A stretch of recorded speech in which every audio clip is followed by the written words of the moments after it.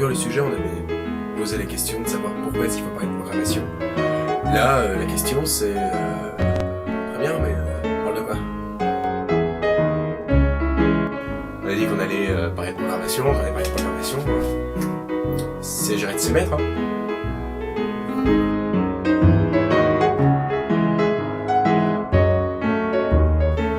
Et bah, on va parler de ce qu'est un langage de programmation. Bah oui, évidemment.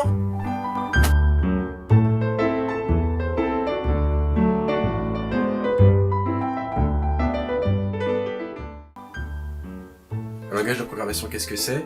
Le code, c'est que du texte. Rien que ça. Vous imaginez pas d'autres trucs, je sais pas ce que la science-fiction un peu vous balancer dans la tronche, mais t'oublies, et tu te dis, c'est du texte. Alors, je sais que c'est tout de suite moins sexy, mais faut se dire que d'un point de vue pratique, on peut coder sur un bloc-notes. C'est horrible, mais on peut. Ah ouais. Même ceux qui sont à la fac, code sur du papier. Ouais. C'est que du texte. Hein. C'est du texte de merde, par contre. Pour savoir.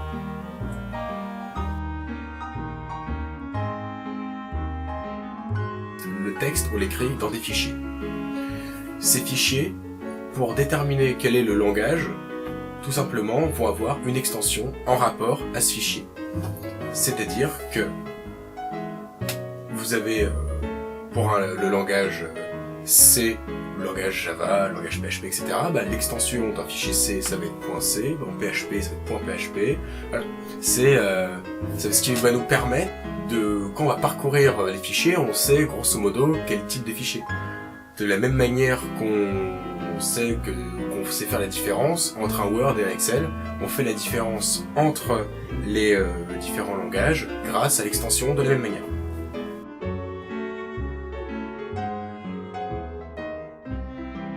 Chaque langage a une syntaxe qui lui est propre, qui va permettre aux humains de saisir une suite d'instructions logiques, communément appelées des algorithmes.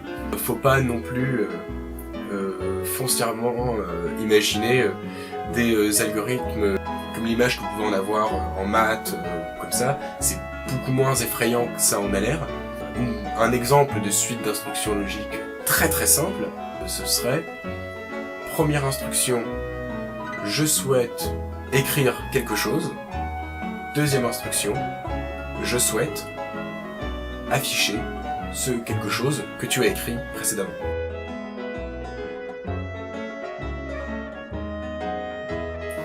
Voilà, ça c'est déjà un programme.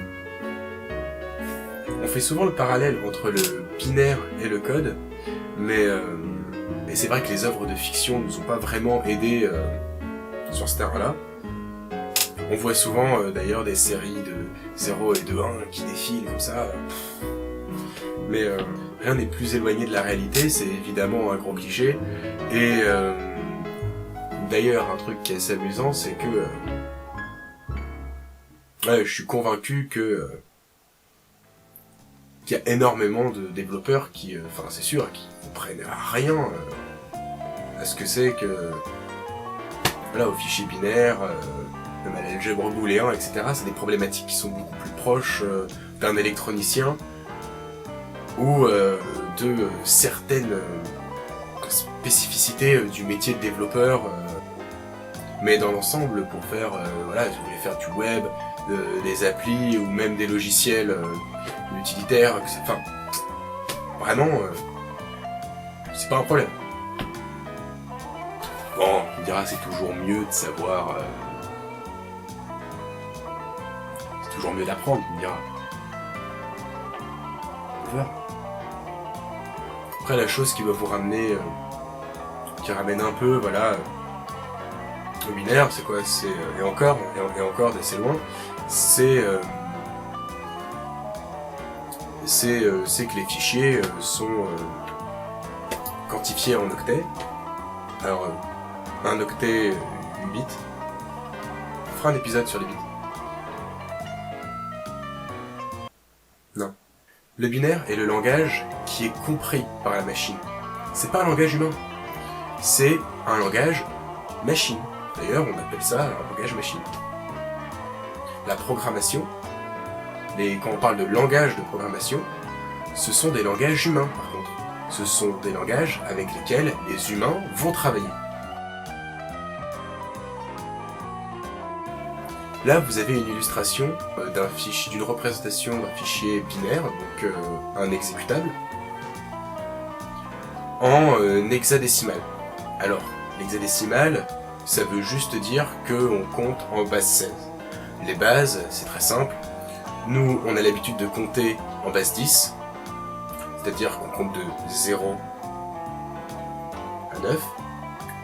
Le binaire, c'est en base 2, parce qu'on va compter avec uniquement 2 caractères. On va compter avec un 0 et avec un 1. Et la base 16, on va compter avec 16 caractères, c'est-à-dire entre 0 et F. Enfin bref, vous imaginez, vous faites votre site internet, vous devez coder en binaire, comme ça devient tout de suite beaucoup plus costaud. Mais, ne vous en faites pas, nous vivons dans une époque civilisée, et aujourd'hui nous avons des langages de programmation, des langages humains, qui nous permettent de faire absolument tout ce qu'on veut. N'est-ce pas merveilleux ?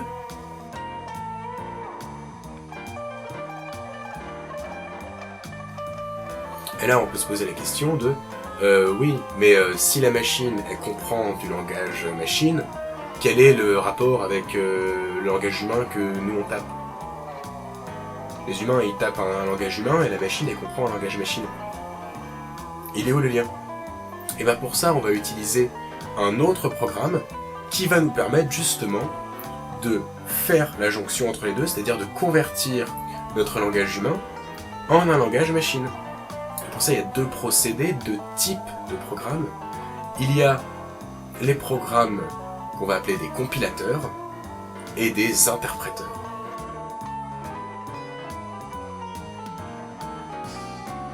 Les compilateurs vont analyser l'ensemble du code source qui va être saisi par le développeur et va en extraire un fichier binaire, comme on a vu tout à l'heure, qui, lui, sera compris par la machine.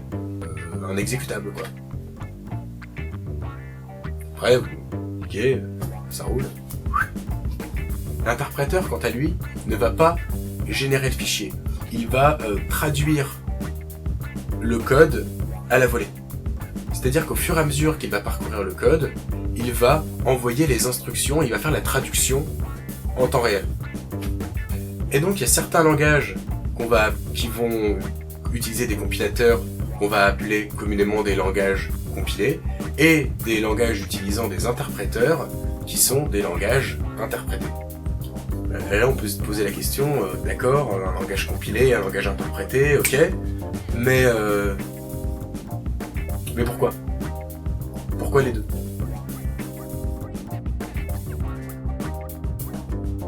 C'est juste parce que les deux procédés n'ont pas les mêmes avantages et les mêmes inconvénients. Un langage compilé va être beaucoup plus rapide à l'exécution.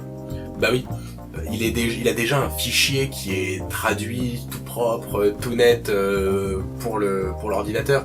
Le processeur, il kiffe. Par contre, l'inconvénient, c'est que à chaque fois qu'on va appliquer la moindre petite modification à notre programme, on va être obligé de recompiler l'intégralité du code. Ce qui peut être vraiment très contraignant. Ce n'est évidemment pas le cas pour un langage interprété. Tiens d'ailleurs, petite parenthèse, le processeur, c'est à lui qu'on balance les informations. Le composant qui est intéressé là, c'est le processeur. C'est grosso modo la calculatrice de ton ordi, quoi.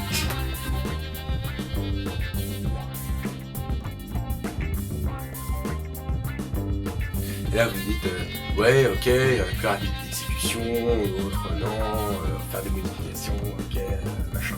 Mais concrètement, pour vous donner un exemple, alors les possibilités sont diverses.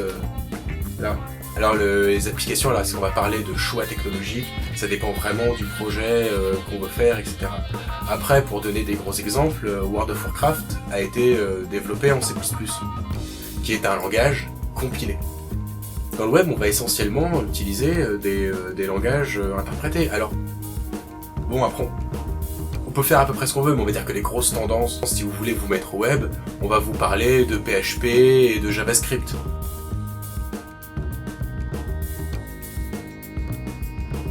Il faut savoir que dans l'absolu, quand on va parler quand on dit qu'un langage est interprété ou qu'un langage est compilé, ça c'est parce que justement il y a ces programmes tiers qui vont être des normes qui sont utilisées par l'essentiel des développeurs, et voilà, si on va développer dans un certain langage, on va utiliser le programme qui va permettre d'utiliser ce langage. Après, ce ne sont pas des choses figées. Un langage, c'est une syntaxe, et c'est ni plus ni moins que ça. Rien ne m'empêche de coder un compilateur